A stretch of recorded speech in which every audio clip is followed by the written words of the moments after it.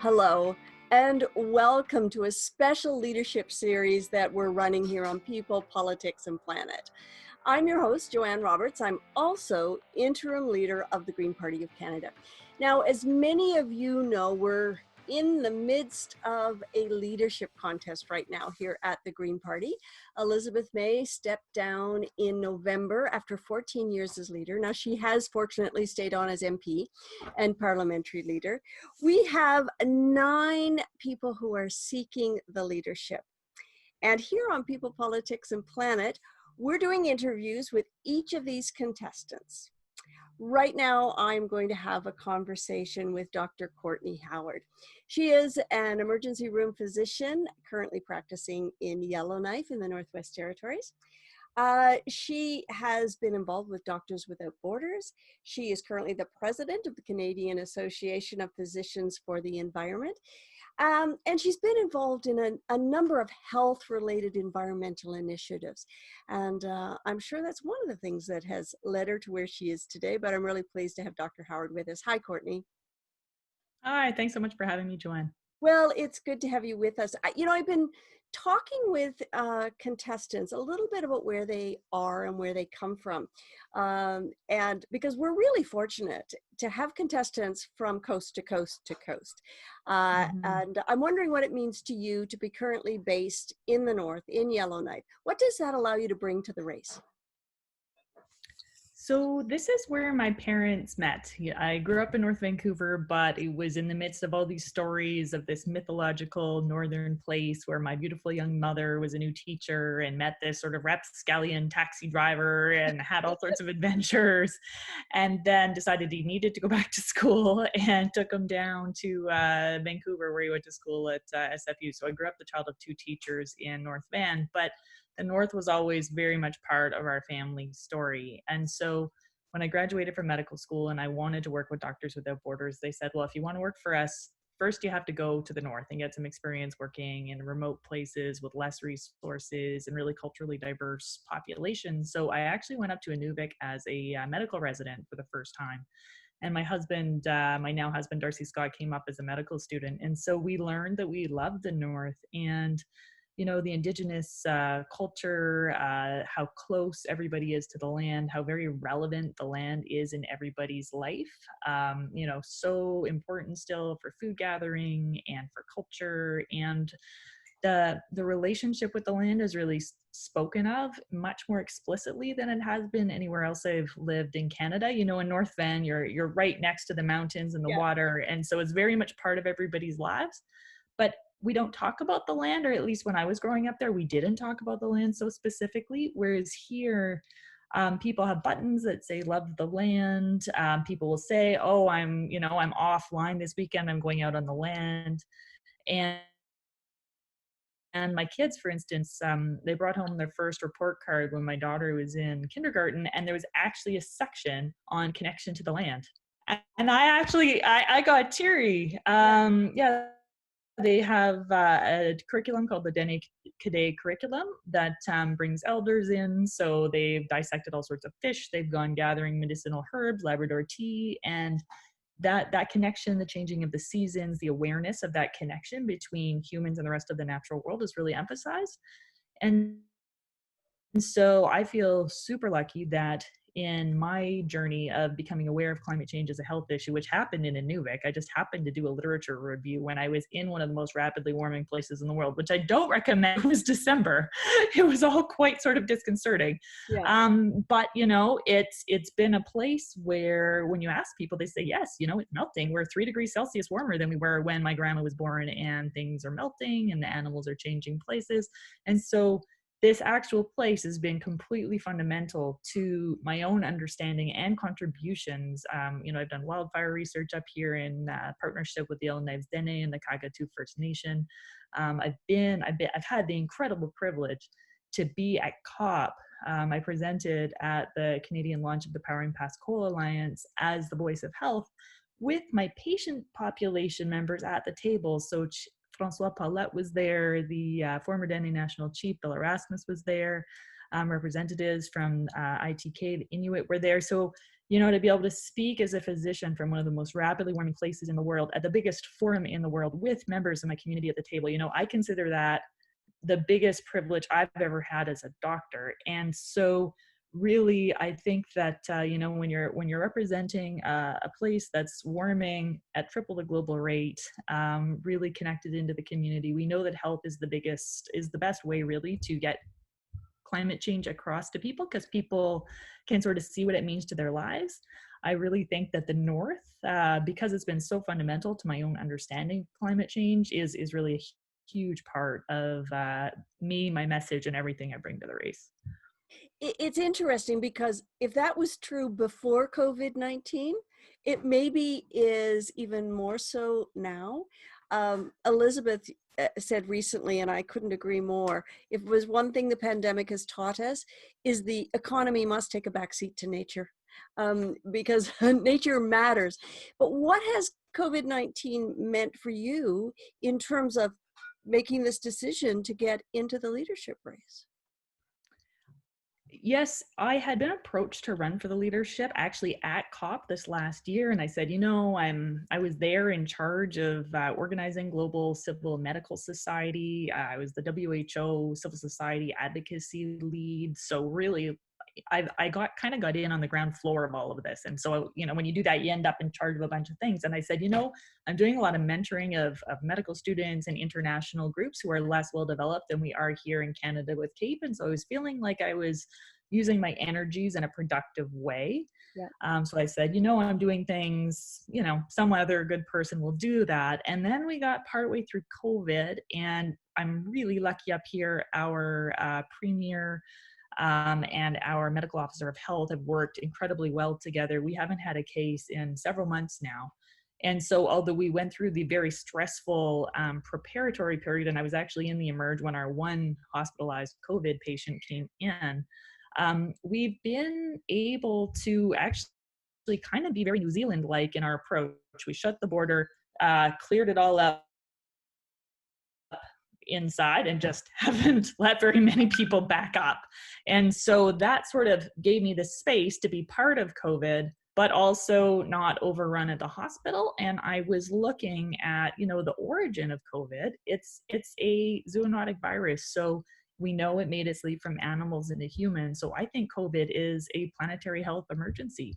And it's really the biggest reason we've ever had to take action on climate change, which is also has been called the biggest public health threat of the 21st century. And so I became quite worried about partway through COVID that we were going to see climate take a back seat, really. I have a small child here coming. Hello, we're in the middle of the podcast. You're supposed to stay downstairs. This is Vivi's. It's all right, you're allowed to say hello. My podcast. Can you go, please, and get a snack? Hungry. Okay, that's real life. That's go. There's a lot of food that she can eat. I think she just wanted to see what you were up to, Mom. She likes to snuggle. They were supposed to be at a camp today, but it absolutely poured buckets of rain, and so they ended up staying home. Yeah, well, it's nice. You got these, these extra snuggles. There's a peach, sweetie. How about you go for that? That's really good. Or some more cheese bread. We made some very impressive sourdough cheese bread earlier. My husband did, actually. He left it for us to cook. So we've been very well cared for today. Well, in any case, about partway through COVID, my husband's has been the medical director. He's actually taking a step back from that role in order to be able to support this campaign, but that hasn't happened yet. So we're still doing both. And so I was watching, and we are going to be in COVID for at least 2 years. Yeah. And so what that means is that if we're viewing climate and COVID as competing priorities, it is going to be really difficult for us to make progress on climate. And so as part of my role at the WHO working group, I was part of the genesis of a letter calling on G20 leaders to prioritize climate work in their work for a healthy recovery. And it ended up getting signed by 40 million organizations representing 40 million healthcare professionals worldwide. So about 2/3 of the global workforce. And so we could see that this message had resonance amongst health professionals, and that, now that we know what a global crisis feels like, we really don't want more of those. And we're going to see repeated health crises if the climate crisis isn't dealt with. So, the clear message was, look, the biggest gift you can give to humanity and to health professionals is to create a safe and healthy recovery that moves us into a safe, low carbon path where we're going to see less crises. And so I was thinking to myself, well, I think that a health-oriented narrative is going to be the one that has the most traction when we're talking about planetary health and climate in the COVID period and beyond. I'm the most well-known spokesperson for that in Canada. And I think that this is a critical moment of opportunity that we're not going to get back. I don't think we're going to see this level of vulnerability, this level of public funds being spent again within the time window, the very limited time window that we have to take action on climate change. And we know that health-oriented narratives are the ones that make the most sense to people. And so putting that all together, thinking about how I can have the most impact at this moment in time, taking a look at the Green Party. I talked to a lot of leaders about the opportunities for the Green Party at this point in time. National leaders, you'd recognize their names. And they said, yes, the Green Party is still extremely important. We need that voice. We need that leader to be very strong. And so putting that all together, I thought, okay, well, you know what? I think that this is a moment of opportunity we're not going to get back. So I'm going to put my name forward for this position. Because it is a big step, right? I mean, you have to really have a fire in your belly for what can be accomplished right now to put yourself out there. I mean, we just saw one of your children. I'm asking all of our candidates, no matter how they define family, about the support they have from their families to do this. And obviously you mentioned that your partner is pretty much behind you, willing to take a step back to pick up the family. How else is your family coming through and saying, this is something we want you to do? We had a lot of conversations about that before starting, you can imagine, because even when there were a lot of flights between Yellowknife and Ottawa, it still takes pretty much a whole day to get there. Right. And so my husband, he's a pediatrician, he lives his life in service of the health of children. And we know that climate change is the biggest health threat of the 21st century and will have disproportionate impacts on children's health. And so the Lancet Countdown on Health and Climate Change report that we put out in 2019 was all about the health of kids and how the health of children will be defined at every stage in their lives by climate if we don't act quickly. And so we as a family have put a lot of resource already into that work. I've done pretty much everything I've ever done for free, which means that my husband has supported basically half-time equivalent work for almost a decade.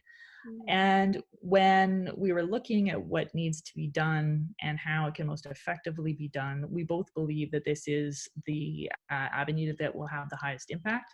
And the good thing about being married to a pediatrician is he can get a job pretty much anywhere. And he actually trained at CHEO. I worked in Ottawa for 4 years at CHEO and also at the Queens by Carleton Hospital. And so we have a community there. We have there's some very beloved cousins who are there, and our kids are willing to have an adventure. When I was asking my eldest, she's 8, I said, well, should I do this? She's like, let's go have an adventure. And she went like this. So, it's, I've got some adaptable, smart kids. And also the pandemic is so unstable that at a certain point you say to yourself, well, instability, either you can decide to stay home and just sort of like hunker down, or you just sort of give yourself away to it and say, we're just going to take a step that makes the most sense from point to point to do as much good in the world as we can. And as long as we're taking good care of ourselves, we'll be okay, and one another. So that's sort of where we're at with the family world. My little one, she's 6. She needs me still more than my elder. I could see her coming with me maybe more than my older girl. But overall, yeah, it's something that we're willing to take on. And we've thought a lot about how we would make sure that everybody gets what they need at every step. Okay, let's talk about 8-year-old Courtney Howard. What did you want to be when you were the age of your daughter? I was a competitive gymnast. So I trained at Flicka Gymnastics Club in North Vancouver. So, you know, in elementary school, around grade 5, I was training 25 hours a week. I had Olympic level coaches. I was not Olympic level protoplasm. I was very, so they can only do what they can do. Yeah. I'm very flexible. So I ended up going into dance, and I got a degree in dance along with my degree in kinesiology before I went into medical school. At that point, I kind of thought, I don't know why I said this, but I said I wanted to be a lawyer. And then later, as it became clear that I really loved sciences, but I also really loved arts, I was always trying to figure out what that meant for my path. And I ended up applying to medical school, partly because somebody told me it was the most artistic science, and partly because my mom had gotten very ill. She got non-Hodgkin's lymphoma when I was in my second year of university. And so we spent 5 years, you know, going through radiation and chemo, autologous bone marrow transplant, in and out of the hospital, just that incredibly heart-wrenching. You know, she'd been in a completely healthy 55-year-old before she was diagnosed. And so I saw a lot of medicine from that side of the bedside, and felt how deeply it matters how a health practitioner interacts with and is present with family. And there were a couple of those interactions that were really positive for me and that really transformed the way I was looking at my mom and her illness. And I had a couple of moments where I said to myself, I want to be able to help somebody like that. And those were the reasons why I ended up going into medicine. And so when I was 8, I was super quiet. I was the shyest kid in the class. I was a totally driven bookworm who did gymnastics all the time, and I was mostly just sort of like really trying to figure out the world and do things well and watch all the people very carefully. Good for you. So let's talk a little bit about the politics and the party. What are your goals for the Green Party? You know, how do you propose we go from this small but mighty force in the House of 3 seats to a force that really goes beyond just being the conscience of the government? I think, and we have some very skilled virtual campaigning, data-driven people on my team. And so they've done internet listening, and they tell us that this is a moment of huge transition for the party. So there is the real opportunity to redefine the party. I would propose redefining the party as the party of planetary health. Mm-hmm. So planetary health was, the term came in 2015 by the Lancet, which is one of the world's most prestigious medical journals. It's known as the health of human civilization and the state of the natural systems upon which it depends. So it really depicts ecological factors like water, climate, soil, biodiversity as the necessary underpinning for everything else. And so if that's all stable, then you get to make, you know, an economic system and a social system, and you get roads and hospitals and all those other things that then determine our health. So we know income is one of the main determinants of health. We know housing is a huge determinant of health, education. And if that's all going well, we're very stable, we can make a hospital and staff it with really well-trained people and all of the tools that require a logistical supply chain in order to show up there in the right quantity at the right time. And so when I think about health, I think about all of that. And that's really a planetary health frame. And so when I trained, I thought that, you know, what I did in the emergency department determined health, but it turns out it only determines about 20 to 25% of overall health outcomes. So really it's what we do outside of the hospital that matters more overall to health than inside. And we depend on this stable ecological underpinning in order to keep all of that going. And right now there's cracks appearing in our foundation. So we need to shore those up like emergently. And so I think that by all of the evidence, I've done research and advocacy and policy internationally for some of the biggest games in the world. And so I know the climate communications researchers, and consistently presenting climate change in terms of health is the best way to motivate populations to take action and have it have resonance for people. So I think it's a time when we can set a really explicit goal for society and say, hey, we want a healthy future for ourselves and our kids. And if we do that, everything comes, we set a well-being based economy as our overall outcome, determine outcome measures that really make sense in terms of what we actually want.